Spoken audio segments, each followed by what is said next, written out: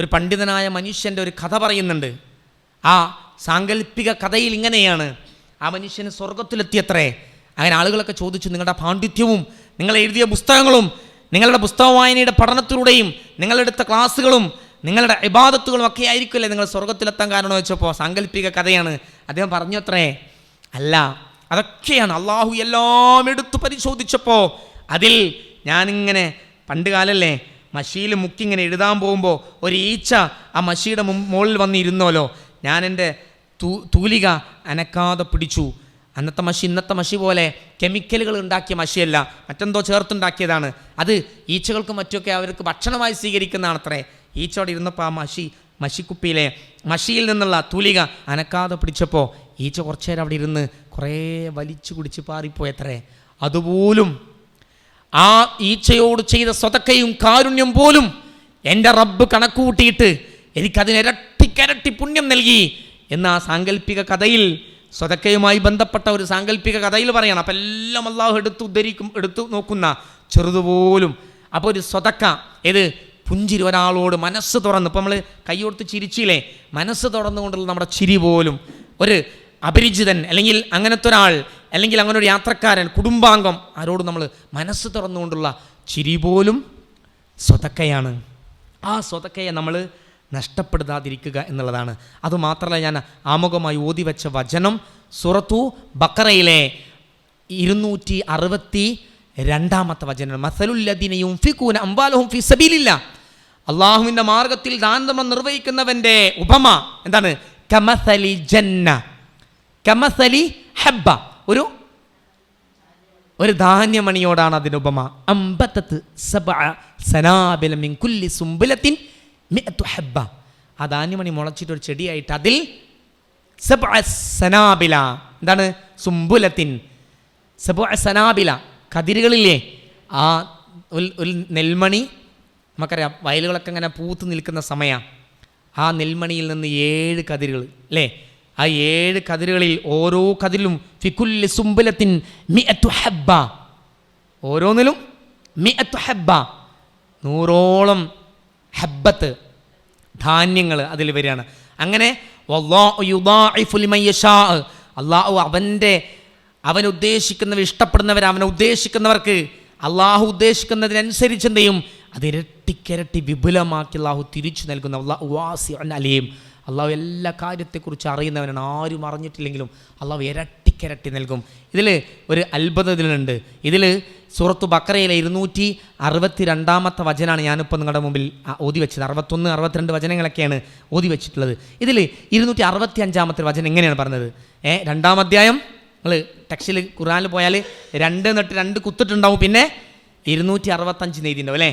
കൂട്ടിങ്ങനെ വായിക്കുമ്പോൾ 2265 എന്ന് കാണാം. 2-ാം അധ്യായം 265 കേട്ടോ.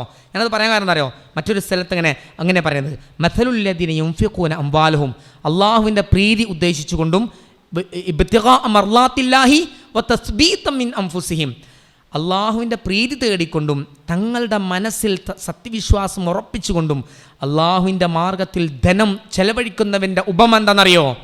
കമസലി ജന്നത്തിൻ, ഒരു തോട്ടത്തോടാണ് ഉപമിച്ചിട്ടുള്ളത്. ബിറബ്വത്തിൻ അസ്വാബുഹാ വാബിലുൻ ഫഅതത് കുല്ലുഹാ ലിഅഫൈനി. നിങ്ങളിങ്ങനെ പറയണം, അവിടെ അതിൻ്റെ ആശയം മാത്രം പറഞ്ഞ് ഞാൻ പോവാണ്. അത് അള്ളാഹുവിൻ്റെ പ്രീതി ഉദ്ദേശിച്ചുകൊണ്ട് മനസ്സിൽ ഈമാനും വിശ്വാസം നിറച്ചുകൊണ്ട് ഒരാൾ ദാനധർമ്മം നിർവഹിക്കുന്നവൻ്റെ ഉപമ ഉയർന്ന വിധാനത്ത് സ്ഥിതി ചെയ്യുന്നൊരു തോട്ടത്തോടാകുന്നു. അതിലൊരു കനത്ത മഴ ലഭിക്കുമ്പോൾ അത് ഇരട്ടിക്കിരട്ടി കായ്ക്കനികൾ നൽകും. ഇനി അതിന് മഴയൊന്നും ലഭിച്ചില്ലെങ്കിൽ അതിനനുസരിച്ച് കിട്ടിയ മഴക്കനുസരിച്ച് അതെന്ത് ചെയ്യും? അത് കായ്ക്കനികൾ നൽകും എന്നുള്ള വചനമാണ്. ഈ വചനം ഇവിടെ പഠിക്കുമ്പോൾ നമ്മൾ പഠിക്കുന്ന സമയത്ത് പഠിച്ചൊരു കാര്യമുണ്ട്. 2,000 അധ്യായം പിന്നെ 2 കുത്താണ് 265, കൂട്ടി വായിക്കുമ്പോൾ 2265. സമുദ്രനിരപ്പിൽ നിന്ന് 2265 മുതലാണ് ഈ ഏത് വനങ്ങളുണ്ടാവും, ഏത് മലയോര വനങ്ങൾ തോട്ടങ്ങൾ, അതിൻ്റെ അതിർത്തി അവിടെയാണ്. ഉയർന്ന വിധാനത്തുള്ള ഇതാണല്ലോ പൈൻ മരങ്ങൾ, അതേപോലെ തന്നെ പല ട്രീസ് ഉണ്ടല്ലോ, നമ്മൾ കഴിക്കുന്ന പല ഉയർന്ന വിധാനത്തുള്ള ബദാമൊക്കെ ഉണ്ടല്ലോ, പതാമംകുന്ന് താഴ് വിധാനത്തല്ല, സമുദ്രനിരത്തിൽ നിന്ന് 2265 കിലോമീറ്റർ. ആ മീറ്റർ അതിന്ന് അവിടെ നിന്ന് ആ മീറ്റർ അവിടെ നിന്ന് അങ്ങോട്ടാണ് അതിൻ്റെ സ്ഥാനം എന്നുള്ളതാണ്. ഈ വചനത്തെ മുൻനിർത്തിക്കൊണ്ട് അങ്ങനൊരു പഠനം കൂടി ഉണ്ട്. ഈ വചനം വന്നിരിക്കുന്നത് 2-ാം അധ്യായത്തിലെ 265-ാമത്തെ വചനമാണ്. അതിങ്ങനെ എടുത്ത് ഉദ്ധരിക്കുമ്പോൾ 2265 ഇങ്ങനെ കാണാൻ പറ്റിയാണ് സൂചിപ്പിച്ചെന്ന് മാത്രം. എങ്ങനെ അള്ളാഹുവിലേക്ക് പ്രീതി ഉദ്ദേശിച്ച് ചെല്ലുകയാണെങ്കിൽ അള്ളാഹു ഇരട്ടിക്കിരട്ടി പുണ്യം നൽകുന്ന ഒരു നെൽക്കതിരിൽ 100-ൽ പരം ഹബ്ബുകൾ, 1000-ഓളം വിത്തുകളായി നമുക്ക് തിരിച്ചു ലഭിക്കുന്നത് പോലെ അള്ളാഹു നാളം ഉഹുദ് മലയോളം ആക്കി നമുക്ക് നൽകുമെന്നുള്ളതാണ്. ഒരു കുതിരക്കുഞ്ഞിനെ വളർത്തി വലുതാക്കി ആ കുതിരക്കുഞ്ഞിലൂടെ ജന്മമെടുത്തിട്ടുള്ള ഒരു കുതിരക്കൂട്ടത്തെ, മാട്ടിൻ കൂട്ടത്തെ നിനക്ക് തിരിച്ചു നൽകും പോലെ അള്ളാഹു തിരിച്ചു നൽകുന്നതാണ് ഈ ദാനധർമ്മം എന്നുള്ളതാണ്. അള്ളാഹുവിലേക്ക് നൽകുന്ന ദാനധർമ്മം ഒരിക്കലും നശിച്ചു പോകുന്നതല്ല, കുറഞ്ഞു പോകുന്നതല്ല. നല്ല വിശ്വാസത്തോടുകൂടി അള്ളാഹുവിലൂടെ കൃത്യമായ പ്രതിഫലിച്ചോടുകൂടിയുള്ള ദാനധർമ്മങ്ങൾ ഒരിക്കലും കുറയുന്നതല്ല, മറിച്ചത് കൂടിക്കൂടി വരുന്നതാണ്. സമ്പത്ത് വർദ്ധിച്ചു വരുന്നതാണ്. അത് ഞാൻ നേരത്തെ സൂചിപ്പിച്ച പോലെ അത് ആ ധാന്യമണി വർദ്ധിച്ചു നൽകുന്നത് പോലെ പടച്ചോൻ നൽകുന്നതാണ്. അത് അള്ളാഹുവിന് ഏറ്റവും പ്രിയപ്പെട്ടത് അള്ളാഹുവിന് നൽകണമെന്നാളാണ്. അത് 3-ാം അധ്യായം സൂറത്ത് ആലി ഇമ്രാൻ്റെ 92-ാമത്തെ വചനത്തിൽ ആ ഭാഗം അവിടെ വിശദീകരിക്കുന്നുണ്ട്. നിങ്ങൾക്ക് ഇഷ്ടപ്പെട്ടതിൽ നിങ്ങൾ അള്ളാഹുവിന് വേണ്ടി ചെലവഴിക്കുന്നത് വരെ നിങ്ങൾ പുണ്യം നേടുകയില്ല. 3-ാം അധ്യായം സൂറത്ത് ആലി ഇമ്രാൻ്റെ 92-ാമത്തെ വചനം. എന്നിട്ട് അത് എടുത്തു പറയാതെ, തൻ്റെ ഇടത് കൈ പോലും അറിയാതെ രഹസ്യമായി സൂക്ഷിക്കണമെന്നുള്ളതാണ്.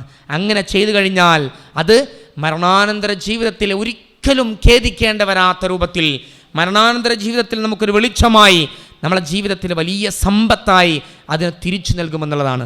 സത്യത്തിൽ നമ്മുടെ യഥാർത്ഥ സമ്പത്തും അതുതന്നെയാണ്. നമ്മളെ യഥാർത്ഥ സമ്പത്ത് അതാണ് അല്ലേ? നമ്മൾ കൊണ്ടു നടക്കുന്ന നമ്മുടെ പേരിലുള്ള ബാങ്ക് മണിയും നമ്മുടെ ATM കാർഡും നമ്മുടെ കയ്യിലുള്ള കാറും ഇതൊക്കെ മരണത്തോടു കൂടി മക്കൾ കൊണ്ടുപോകും, പലർക്കും വീതിക്കപ്പെടും. നമ്മുടെ സ്വത്ത് എന്ന് പറഞ്ഞാൽ എന്താ ഉള്ളത്? നമ്മുടെ സ്വത്ത് എന്ന് പറഞ്ഞാൽ അള്ളാഹുവിൻ്റെ മാർഗത്തിൽ ചെയ്തു വെച്ചതാണ്. നോക്ക് നിങ്ങൾ, ഒരിക്കൽ നബി സല്ലല്ലാഹു അലൈഹി വസല്ലമയുടെ വീട്ടിൽ ഒരു മൃഗത്തെ അറുത്ത് അവർ ആ ആട്ടിൻ മാംസം എല്ലാവർക്കും വിതരണം ചെയ്യാൻ തുടങ്ങി. നബിയും നബിയുടെ പത്നിമാരും എല്ലാവരും അതിന് വിതരണം ചെയ്യുന്നിടയിൽ നബി സല്ലല്ലാഹു അലൈഹി വസല്ലം ആയിഷ റളിയല്ലാഹു ചോദിക്കുന്നുണ്ട്, യാ ആയിഷ, ഇനി എന്താ അവിടെ ബാക്കിയുള്ളത്?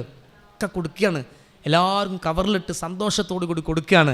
ആ ആട്ടിൻ്റെ മാംസം മുഴുവൻ വിതരണം ചെയ്ത ശേഷം അവസാനം ചോദിച്ചപ്പോൾ ആയിഷ റളിയല്ലാഹു പറഞ്ഞു, നമ്മളിവിടെ മാറ്റിവെച്ച ഒരു തോളലിൻ്റെ ഒരു ഭാഗം മാത്രമേ ഉള്ളൂ പ്രവാചകരേ. അപ്പം നബി തിരിച്ചു പറഞ്ഞു, അല്ല, അതുമാത്രമല്ല, നാം എന്തൊക്കെ കൊടുത്തു തീർത്തിട്ടുണ്ടോ ആ കൊടുത്തു തീർത്തതെല്ലാം നമ്മുടേതാണ്. നമ്മൾ എന്തൊക്കെ ആ സമയത്ത് അത് യഥാർത്ഥത്തിൽ അതാണ് നമുക്കുള്ള സമ്പാദ്യം. നമ്മളിപ്പോൾ കൊടുത്തില്ലേ, ഈ തോളൽ നമ്മളെ കയ്യിലുണ്ട്, പക്ഷെ അതല്ല യഥാർത്ഥ സമ്പാദ്യം. എന്താണെന്നറിയോ? നമ്മൾ ഇത്രയും നേരം കൊടുത്തു വീട്ടിയ തോളലിൻ്റെ കഷ്ണമല്ലാതെ മറ്റെല്ലാമാണെന്ന് നബി സല്ലല്ലാഹു അലൈഹി വസല്ലം ആയിഷ റളിയല്ലാഹു അൻഹയോട് പറയുന്നൊരു ഭാഗം ഹദീസിലൂടെ കാണുന്നുണ്ട്. അപ്പം നമ്മൾ ചെയ്യുന്ന ഈ ദാനധർമ്മമാണ് സത്യത്തിൽ നമ്മുടെ യഥാർത്ഥ സമ്പത്ത്. നമ്മുടെ കയ്യിലുള്ള നമ്മൾ ചെയ്യുന്ന ദാനധർമ്മമാണ് നമ്മുടെ യഥാർത്ഥ സമ്പത്ത്. എല്ലാവരും ഒന്ന് എഴുന്നേറ്റ് നിൽക്കി. നമ്മളിങ്ങനെ നമ്മളെ ബ്ലഡിൻ്റെ ശരീരത്തിൻ്റെ പ്രവർത്തനം ഉണ്ടല്ലോ, അതിങ്ങനെ കുറഞ്ഞിങ്ങനെ പോകും. നമ്മളിങ്ങനെ ഇരിക്കുമ്പോഴേ അപ്പോൾ അത് എഴുന്നേറ്റിക്കണം, നല്ലതാ. കുറേ പ്രായമുള്ള എൻ്റെ ഉമ്മാൻ്റെ പ്രായമുള്ള ആൾക്കാരൊക്കെ ഉണ്ട്, പിന്നെ ഓരോ മാത്രം ഇങ്ങനെ ആക്കണ്ടല്ലോ അടിച്ചിട്ടാ. ഇരുന്നോളി. ബിസ്മില്ലാ. ശുക്രൻ ലക്കും, ബറക്കല്ലാഹു ഫീക്കും. നമ്മളിപ്പോൾ എന്തൊക്കെയാണ് നമ്മൾ പറഞ്ഞതിപ്പോൾ? കുറേ കാര്യം പറഞ്ഞിട്ടുണ്ടല്ലേ. ഇൻഷാ അല്ലാഹ് ഓർത്ത് വെക്കുക, ചെറിയ സമയമുള്ളൂ, അതുകൊണ്ട് ഞാനത് വീണ്ടും ആവർത്തിക്കുന്നില്ല. നമ്മൾ എന്തിനാണ് നോമ്പെടുത്തത്? പരലോകത്തെ തണലിന് വേണ്ടിയാ, അവിടുത്തെ സംരക്ഷണത്തിന് വേണ്ടിയാ, ഖബർ ജീവിതത്തിലെ സന്തോഷത്തിന് വേണ്ടി. അപ്പം അതിനുള്ള പണികൾ നമ്മൾ എന്ത് ചെയ്യണം? ചെയ്തു വെക്കണം അല്ലേ? സഹാബത്ത് ഇങ്ങനെ ഉറങ്ങാൻ പോകുമ്പോൾ നബി സല്ലല്ലാഹു അലൈഹി വസല്ലം അവരെ വിളിച്ചു പറഞ്ഞു, നിങ്ങൾ വുളു ചെയ്തിട്ടുണ്ട്, പിന്നെ സുബ്ഹാനല്ലാഹ് അൽഹംദുലില്ലാഹ് അല്ലാഹു അക്ബർ ചൊല്ലിയിട്ടുണ്ട്. സുബ്ഹാനല്ലാഹ് 33, അൽഹംദുലില്ലാഹ് 33, അല്ലാഹു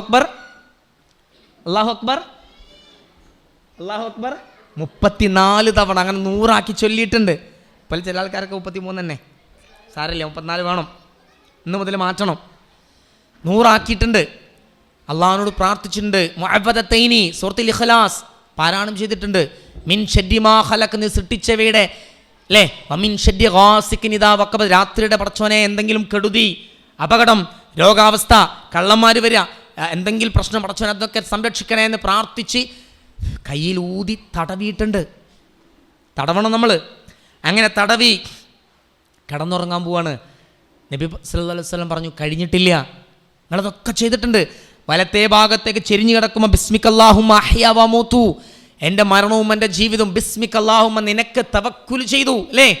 2 പ്രാർത്ഥനയെ പഠിപ്പിച്ചത്. ഒന്ന് ബിസ്മിക്കല്ലാഹുമ്മ അമൂതു അഹ്യ, അല്ലെങ്കിൽ അഹ്യാ വഅമൂതു. പിന്നെ ബിസ്മിക റബ്ബി വലഅതു, 2 ബിസ്മി കൊണ്ടാ അള്ളാഹ്ക്ക് തവക്കുൽ ചെയ്യാണ്. ഇതൊക്കെ ചെയ്തിട്ടുണ്ട്. നബി പറഞ്ഞു കഴിഞ്ഞിട്ടില്ല. കഴിഞ്ഞോ? നബി എന്താ പറഞ്ഞേ? നബി പറഞ്ഞേ ഒരു കാര്യം കൂടി നബി എനിക്ക് കൂടെ പറഞ്ഞു. സഹാബത്ത് നിങ്ങൾ കേട്ടിട്ടില്ലേ, മദീനയിൽ തീപിടുത്തുണ്ടായത് നിങ്ങൾ കേട്ടിട്ടില്ലേ? ഉറങ്ങുമ്പോൾ കത്തിച്ചു വെച്ച സെയ്ത്തിൻ്റെ വെളിച്ചത്തിലെ വിളക്ക് തട്ടിമറിച്ചിട്ട് ഉറക്കത്ത് കാൽ തട്ടിമറിഞ്ഞു, എലി തട്ടിമറിച്ചിട്ടു, ഒന്നായിട്ട് തീ പിടിച്ചു. അതുപോലെ തീ തട്ടിമറിഞ്ഞ് അപകടം സംഭവിക്കാതിരിക്കാൻ ചെറിയ കാര്യമാണെങ്കിലും ആ തീ അണച്ചിട്ട് വേണം കിടന്നുറങ്ങാൻ. വാതിൽ കുറ്റിട്ട് ഗേറ്റ് പൂട്ടി ചെയ്യാനുള്ളത് ചെയ്തു വെച്ചിട്ട്, ചെറുതാണെങ്കിലും ചെയ്യാനുള്ളത് ചെയ്തു വെച്ചിട്ട് ഉറങ്ങാൻ. മേലോട്ട് കൈ ഉയർത്തി പ്രാർത്ഥിക്ക, പടച്ചോനെ എൻ്റെ ഇനി മക്കളെയും കാക്കണേൻ്റെ വാതിലൊക്കെ തുറന്നിട്ട് ഉറങ്ങിയാലേ നേരം വെളുക്കുമ്പോഴത്തേനൊന്നും ഉണ്ടാവില്ല. വാതിലൊക്കെ പൂട്ടിയിട്ട് ഉറങ്ങണം. ഈ രൂപത്തിൽ ആ സെയ്ത്തിൻ്റെ അരണ്ട വെളിച്ചമാണെങ്കിലും ആ അരണ്ട തീയാണെങ്കിലും അത് അണച്ചിട്ട് വേണം കിടന്നുറങ്ങാനെന്ന് കൂടി നബി സല്ലല്ലാഹു അലൈഹി വസല്ലം അവർക്ക് പഠിപ്പിച്ചു കൊടുത്തു. ഒട്ടകം നഷ്ടപ്പെട്ട സങ്കടവുമായി ഓടിയെത്തിയ സഹാബിയോട് പറഞ്ഞു, മരുഭൂമിയിലെ എൻ്റെ യാത്രാവാഹനവും എൻ്റെ ഭക്ഷണമൊക്കെ ഒട്ടകം നഷ്ടപ്പെട്ട നബിയെ, ഞാൻ വല്ലാത്ത വിഷമിച്ചു. നബി എന്താ പറഞ്ഞത്? ഒട്ടകത്തെ കെട്ടിയിട്ടിട്ട് വേണം നിങ്ങൾ അള്ളാഹുവിനെ തവക്കുൽ ചെയ്യാൻ. ഒട്ടകത്തെ കെട്ടിയിട്ടിട്ട് വേണം പടച്ചവനോട് പ്രാർത്ഥിക്കാൻ, അല്ലാതെ മേലോട്ട് കൈ ഉയർത്തി പ്രാർത്ഥിച്ചുകൊണ്ടാവില്ല. അപ്പോൾ അവിടെ ചെയ്യാനുള്ളത് നമ്മൾ ചെയ്തു വെക്കണം. എല്ലാം അങ്ങനെയാണ്. എത്ര നിസ്സാരമാണെങ്കിലും ചെയ്യാനുള്ളത് കാര്യം നമ്മൾ ചെയ്തു വെക്കണം. അപ്പോൾ അത് നമ്മളെ പ്രവർത്തനങ്ങളിൽ അങ്ങനെ കൊണ്ടുവരിക. ഓരോന്ന് നേരത്തെ പറഞ്ഞ പുഞ്ചിരി മുതൽ അതിങ്ങനെ കൊണ്ടുവരിക. അപ്പോൾ നമ്മൾ കുറേ കാര്യങ്ങൾ നമ്മളിപ്പോൾ പറഞ്ഞു. അങ്ങനെ വരുമ്പോൾ നമ്മളെല്ലാവരോടും ഇതൊക്കെ നിങ്ങൾ നബി സല്ലല്ലാഹു അലൈഹി വസല്ലം അങ്ങനെ വളർത്തിക്കൊണ്ടുവന്ന മോനുണ്ട്, ഹസൻ ഹുസൈൻ അല്ലേ. നബിയുടെ എല്ലായിടത്തും ആ 2 മക്കളുണ്ട്. ഒട്ടകമായി കളിക്കുമ്പോണ്ട്, വീട്ടിൽ കളിക്കുമ്പോണ്ട് നബിനെ താടി പിടിച്ച് വലിക്കുന്നൊരു സന്ദർഭമുണ്ട്. താടി മുടിയൊക്കെ പിടിച്ച് നല്ല വേദന. നമ്മൾ മക്കൾക്ക് എപ്പോഴും വന്നിട്ട് പൊട്ടിക്കൽ എപ്പോഴാണ്? മുടിയും താടിയൊക്കെ വലിക്കാൻ നല്ല വേദന. ഒട്ടകമായി കളിക്കുമ്പോൾ അല്ലെങ്കിൽ ഇങ്ങനെ കളിക്കുമ്പം നാവ് പുറത്തോട്ട് ഇടുകയാണ് നബി. നാവ് പിടിക്കാൻ നോക്കുമ്പോൾ നാവ് ഉള്ളിലോട്ട് ഇടുകയാണ്. അപ്പോൾ തോടി പിടിച്ച് വലിക്കുകയാണ്. അപ്പോൾ വീണ്ടും നാവ് പുറത്തോട്ട് കളിച്ചുകൊണ്ടിരിക്കുക പേരക്കിട്ട് കുട്ടികളായിട്ട്. അങ്ങനെ ആ മകനെയായിട്ട് നിസ്കരിക്കാൻ വരുന്നൊരു സന്ദർഭമുണ്ട്. നബി ആ കുഞ്ഞിനെ വലത്തുഭാഗത്തിരുത്തി സുന്നത്ത് നിസ്കരിക്കുന്നു. കഴിഞ്ഞ് ഇമാമ് നിൽക്കാൻ വേണ്ടി കയറി നിൽക്കുന്നു സഫിലേക്ക്. കുട്ടി അപ്പോഴും വലത്തോട്ട് കയറ്റി ഇരുത്തിയിട്ടുണ്ട്. സഹാബി വര്യൻ പറയുന്നു, ഈ ഹദീസ് റിപ്പോർട്ട് ചെയ്യുന്ന സഹാബി വര്യൻ, ഇത് ലുഹറാണോ അസറാണോ എന്നറിയില്ല, ഇത് ഹസനാണോ ഹുസൈനാണോ അറിയാം, അത്ര ചെറുപ്പത്തില്ല ആ കുട്ടി കൂടെ ഉണ്ട്. എന്നിട്ട് നിസ്കരിക്കുമ്പോൾ 2ാമത്തെ റക്അത്തിൽ കൂടുതൽ നേരം സുജൂദിൽ സമയം ചെലവഴിക്കുകയാണ്. ചുരുക്കുകയാണ്, സമയം കുറവായതുകൊണ്ട്. നിസ്കാരം കഴിഞ്ഞപ്പോൾ നബിയോട് സഹാബി വര്യൻ ചോദിക്കുന്നുണ്ട്, ഈ റിപ്പോർട്ട് ചെയ്ത സഹാബി വര്യൻ, ലിമാദാ യാ റസൂലല്ലാഹ്, എന്തിനാണ് 2ാമത്തെ റക്അത്തിൽ സാധാരണയില്ലാതെ തങ്ങൾ സുജൂദ് ദീർഘിപ്പിച്ചത്? അള്ളാഹുവിൻ്റെ വഹീയുടെ അടിസ്ഥാനത്തിലായിരുന്നോ അതല്ലെങ്കിൽ മറ്റെന്തെങ്കിലും പ്രയാസം ഉണ്ടായിരുന്നോ? നബി തിരിച്ചെന്താ പറഞ്ഞെന്നറിയോ? ഇർതഹലനി വലദി, എൻ്റെ പൊന്നുമോൻ എന്നെ ഒട്ടകമായി കളിക്കുകയായിരുന്നു, എൻ്റെ സുജൂദിൽ എൻ്റെ പുറത്തായിരുന്നു. ആ കുട്ടിക്ക് വേണ്ടി കുറച്ചു നേരം അവിടെ ചെലവഴിച്ചു. കുട്ടി വിടാതിരിക്കാൻ മെല്ലെ കുട്ടിയെ പുറത്തിറക്കിയിട്ടാണ് ഞാൻ ജമാഅത്തിന് ഇമാം നിൽക്കുന്ന റസൂലുള്ളാഹി സ്വല്ലല്ലാഹു അലൈഹി വസല്ലം ആ കുട്ടിയോടുള്ള കടമ ഞാൻ പറഞ്ഞത്. ആ ഹസൻ ഹുസൈൻ റളിയല്ലാഹു അൻഹുമാ അവർ 2 പേരും തന്നെ ഹസനാണോ ഹുസൈനാണോ തിരിച്ചറിയാൻ പറ്റാത്ത സമയത്ത് തന്നെ നബിയുടെ കൂടെ പള്ളിയിലുണ്ട്, എല്ലായിടത്തുണ്ട് അല്ലേ. ആ സക്കാത്തിൻ്റെ വിഹിതത്തിന് ഒരു കാരക്കെടുത്ത് തൊള്ളയിലിട്ടപ്പോൾ അവിടുന്ന് തൊള്ളേന്ന് പുറത്തെടുത്ത് കാണിച്ച് അപ്പം തന്നെ തൊള്ളയിൽ അണ്ണാക്കിൽ കൈയിട്ട് പുറത്തെടുത്ത് ഒഴിവാക്കി പഠിപ്പിച്ചു കൊടുക്കുന്നുണ്ട്. എല്ലാം പഠിപ്പിച്ചു കൊടുക്കുന്നുണ്ട്. കാലങ്ങൾ കഴിഞ്ഞു. മദീനയിൽ ഒരു ഭാഗത്ത് ഹസൻ റളിയല്ലാഹു അൻഹു പ്രായാധിക്യത്തിൽ വലിയ പണ്ഡിതനായ മനുഷ്യൻ മരണം വരിക്കുകയാണ്. മരണം വരിച്ചു. മയ്യത്തൊക്കെ കുളിപ്പിച്ചൊക്കെ പോയി, എല്ലാം കഴിഞ്ഞു. ആഴ്ചകൾ 2-3 ആഴ്ച കഴിഞ്ഞപ്പോൾ ആൾക്കാർ വരാൻ തുടങ്ങി. കഴിഞ്ഞ ദിവസങ്ങളിലൊക്കെ നമുക്കിങ്ങനെ ഇങ്ങനെ ഒരു ഭക്ഷണ സഞ്ചി എത്താറുണ്ടായിരുന്നു. പക്ഷേ ഇപ്പോൾ 3 ആഴ്ചയായിട്ട് ഭക്ഷണ സഞ്ചി ഒന്നും വരലില്ല. മറ്റേത് ആരും പറയണ്ട, രാത്രി ആകുമ്പോഴത്തിന് അവിടെ ആ മാവ്, അവർക്ക് ആവശ്യമായ മാവ് അവിടെ എത്തും. അവർക്ക് മനസ്സിലാവും ഈ വീട്ടിൽ 5 ആളാണുള്ളത്, 6 ആളാണുള്ളത്, ഇത്ര കുട്ടികളുള്ളത്. ഇതറിയുന്ന ഏതോ ഒരാളാണ്. കാരണം അടുത്ത ആ ഭക്ഷണ സഞ്ചി തീരുന്ന സമയം വീട്ടുകാരറിയുന്നത് പോലെ തന്നെ ആരറിയും? ഇത് കൊണ്ടുവെക്കുന്ന ആൾക്കും അറിയും. ആ കൊണ്ടുവെക്കുന്ന ആളെന്ത് ചെയ്യും? അടുത്ത സഞ്ചി അവിടെ കൊണ്ടുപോയി വെക്കും. അത്രമാത്രം ഇതറിയുന്ന ഏതോ ഒരാളായിരുന്നു ഭക്ഷണം കൊണ്ടുവച്ചിരുന്നത്. ഇപ്പം 3 ആഴ്ചയായിട്ട് ഭക്ഷണം കൊണ്ടുവെക്കുന്നില്ല. അങ്ങനെ കുറച്ച് ആൾക്കാരൊക്കെ ഇങ്ങനെ കൂട്ടം പറയുന്നത് കേട്ടപ്പോഴാണ് ആ കുടുംബക്കാർ മനസ്സിലാക്കിയത്, തൻ്റെ അടുത്തവർ മനസ്സിലാക്കിയത്. എന്താ മനസ്സിലായതെന്നറിയോ? കുളിപ്പിക്കുന്ന സമയത്ത് തൻ്റെ നീളം കുപ്പായ ഇങ്ങനെ അഴിച്ചപ്പോൾ കണ്ടിരുന്നു ഹസൻ റളിയല്ലാഹുവിൻ്റെ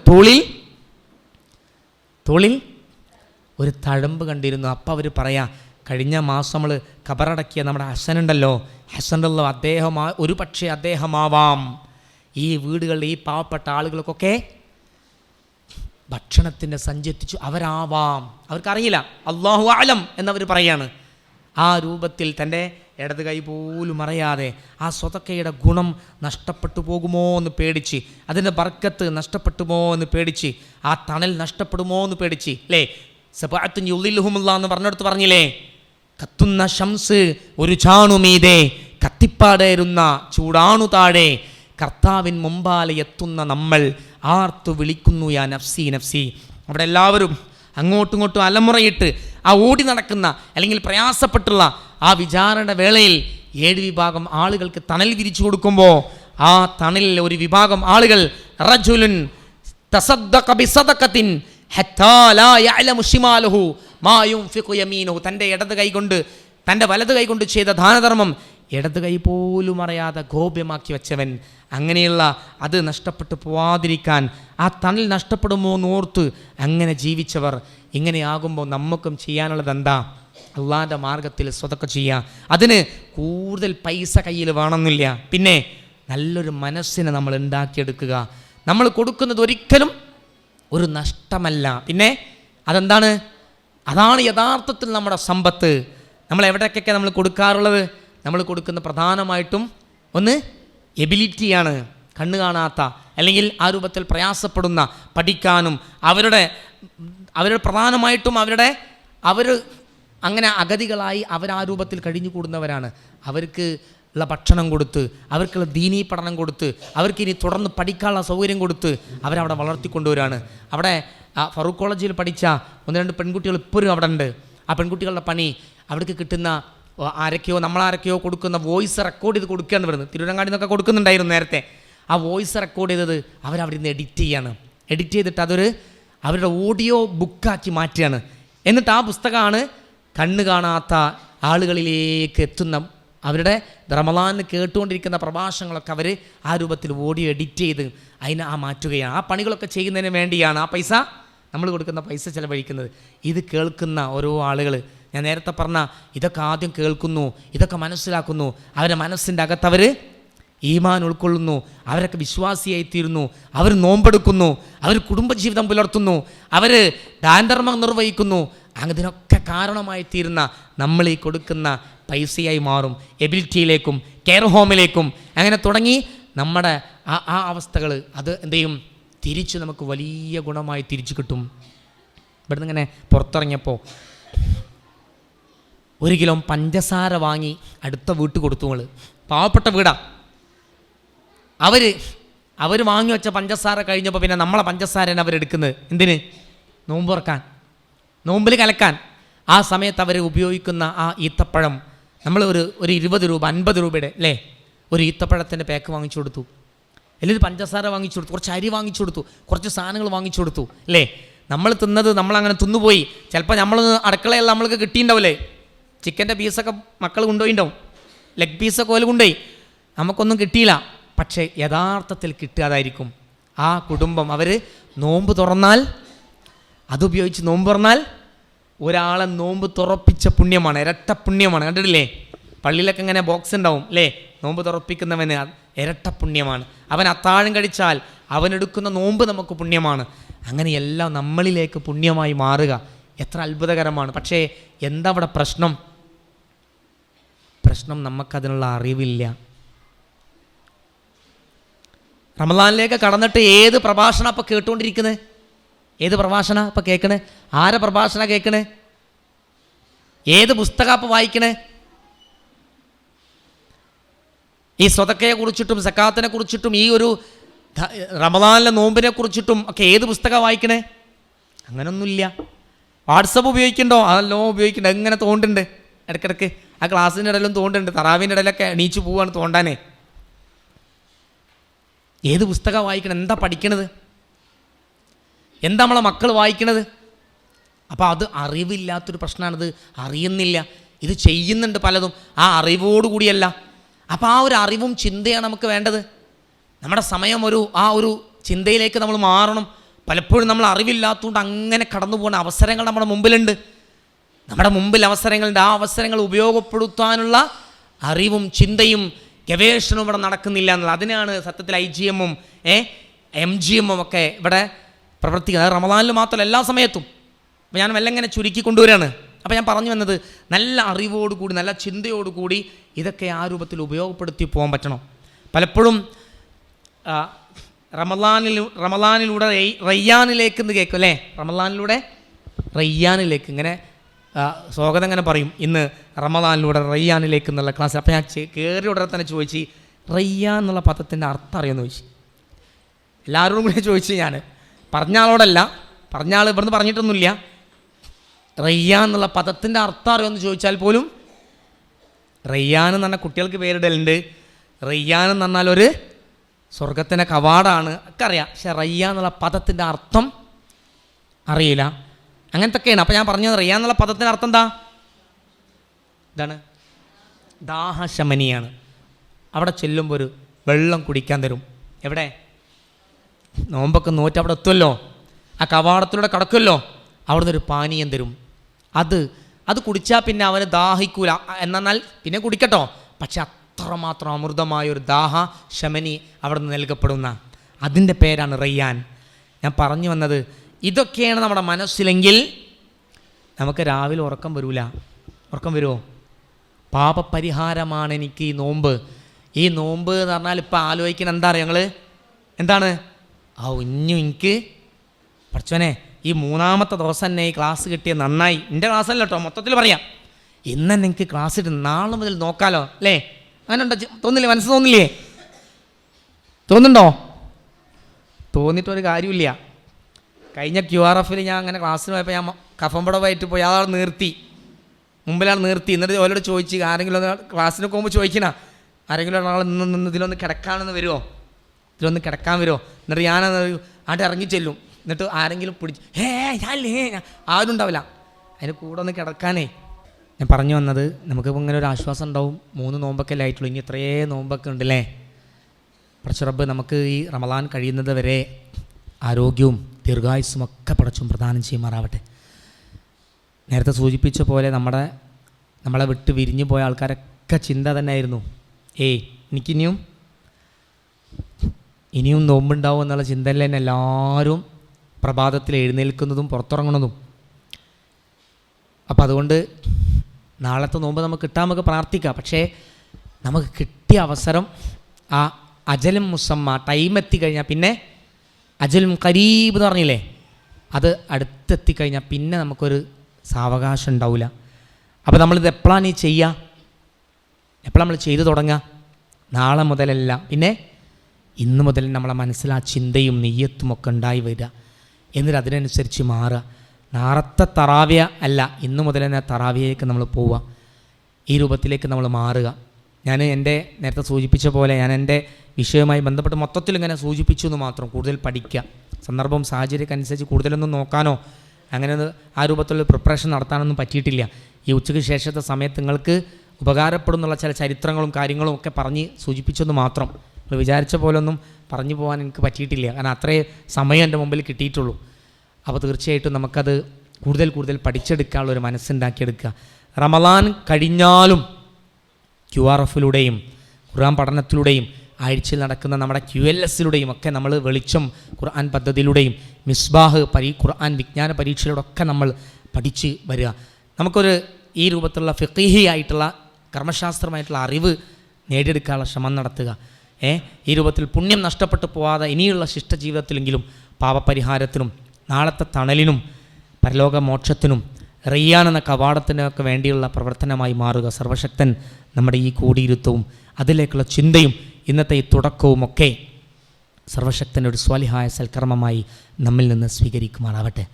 നമ്മുടെ പാപങ്ങൾ റഹ്മാനായ റബ്ബ് നമ്മുടെ നോമ്പിലൂടെ, നമ്മുടെ നമസ്കാരത്തിലൂടെ, നമ്മുടെ ദാനധർമ്മത്തിലൂടെ, സദഖ സകാത്തുകളിലൂടെ, നമ്മുടെ രാത്രി നമസ്കാരങ്ങളിലൂടെ പടച്ചറബ് എല്ലാ പാപങ്ങളും മാ തഖദ്ദമ മിൻ ദംബിഹി മുൻകഴിഞ്ഞ മുഴുവൻ പാപങ്ങളുടെ പരിഹാരത്തിൻ്റെ മാസമായിട്ടുള്ള ഈ മാസത്തിൻ്റെ പ്രവർത്തനങ്ങളിലൂടെ റബ്ബേ ഞങ്ങൾക്കെല്ലാം വിട്ടുപുറത്ത് മാപ്പാക്കി തരണം നാഥാ. പടച്ചറബെ ശിഷ്ട ദിനരാത്രങ്ങളെ നിൻ്റെ പാപങ്ങൾ മുഴുവൻ മുക്തി നേടുന്ന രൂപത്തിൽ ജീവിക്കാൻ, രാപ്പകലുകളെ ഉപയോഗപ്പെടുത്താൻ, അവസാനത്തെ 10 അതോടൊപ്പം തന്നെ ഓരോ പ്രധാനപ്പെട്ട വക്തുകളെ ഉപയോഗപ്പെടുത്താൻ ഈ പുണ്യപൂക്കാലത്തിൻ്റെ അവസാനത്തെ 10 പള്ളികളിലും ഇഅ്തികാഫുകളിലും അങ്ങനെ ദാനധർമ്മത്തിലുമൊക്കെ മുഴുകി യഥാർത്ഥ മുവഹിദുകൾ, മുജാഹിദുകൾ, മുത്തഖീങ്ങൾ, മുഅ്മിനുകൾ, മുഅ്മിനാത്തുകളായി ജീവിക്കാൻ ഞങ്ങൾക്ക് നീ തൗഫീക്ക് പ്രദാനം ചെയ്യണം നാഥാ. ഞങ്ങൾ അനുഭവിക്കുന്ന എല്ലാ ശാരീരിക പ്രയാസങ്ങൾ, ഈ വേനലിൻ്റെ ചൂടിൽ കുറേ ക്ഷീണ പ്രയാസങ്ങളൊക്കെ പടച്ചോൻ അതൊക്കെ മാറി നല്ല കരുത്തുറ്റ ഈമാനും അതിലേറെ കരുത്തുറ്റ ശരീരമൊക്കെ നൽകി ഞങ്ങൾക്ക് നീ അനുഗ്രഹം ചെയ്യണം നാഥാ. പടച്ചറബ് ഞങ്ങളിൽ നിന്നും ഞങ്ങളുടെ കുടുംബങ്ങളിൽ നിന്നും മാതാപിതാക്കളിൽ നിന്നൊക്കെ സംഭവിച്ച എല്ലാ പാപങ്ങളും പുറത്ത് ഞങ്ങൾക്ക് നീ സ്വർഗം നൽകി അനുഗ്രഹിക്കണം നാഥാ. ഞങ്ങളിൽ നിന്ന് വിട്ടുപിരിഞ്ഞു പോയ ആളുകൾക്ക് നീ മഗ്ഫിറത്തും മർഹമത്തും പ്രദാനം ചെയ്യണം നാഥാ. ഞങ്ങളുടെ കാര്യങ്ങളിൽ പ്രയാസം അനുഭവിക്കുന്ന മാതാപിതാക്കൾ, ഇണകൾ, മക്കൾ പടച്ചറബക്കൊക്കെ നീ സന്തോഷവും സമാധാനവും അവർക്കൊക്കെ നീ കാരുണ്യത്തിൻ്റെ ചിറക് വിരിച്ചു കൊടുക്കണം നാഥാ. പടച്ചറബ് ഞങ്ങളുടെ വീടുകളിൽ പ്രയാസപ്പെടുന്ന നമ്മുടെ മാതാപിതാക്കൾ, ലോകത്താൽ പ്രയാസപ്പെടുന്ന ജോലി ഭാരത്താലൊക്കെ ഇവിടെ എത്താൻ കഴിയാത്ത പലരും പടച്ചറബ് അവർക്കൊക്കെ നീ ആശ്വാസവും സമാധാനവും സ്വസ്ഥതയും ദീർഘായുസ്സും ആഫിയത്തും ഒക്കെ നീ പ്രദാനം ചെയ്യണം നാഥാ. അല്ലാഹുമ്മ ഗ്ഫിർ ലിൽ മുഅ്മിനീന വൽ മുഅ്മിനാത്ത് വൽ മുസ്ലിമീന വൽ മുസ്ലിമാത്ത് വൽ അഹ്യാഹു മിൻഹും വൽ അംവാത്ത് ഇന്നക മുജീബു ദഅവാതി യാ ഖാദിൽ ഹാജാത്ത് റബ്ബനാ തഖബ്ബൽ മിന്നാ ഇന്നക അൻത സമീഉൽ അലീം വതുബ് അലൈനാ ഇന്നക അൻത തവ്വാബുർ റഹീം. ജസാക്കുമുല്ലാഹു ഖൈർ. ബാറകല്ലാഹു ഫീക്കും. അസ്സലാമു അലൈക്കും വറഹ്മത്തുള്ളാഹി വബറകാതുഹു.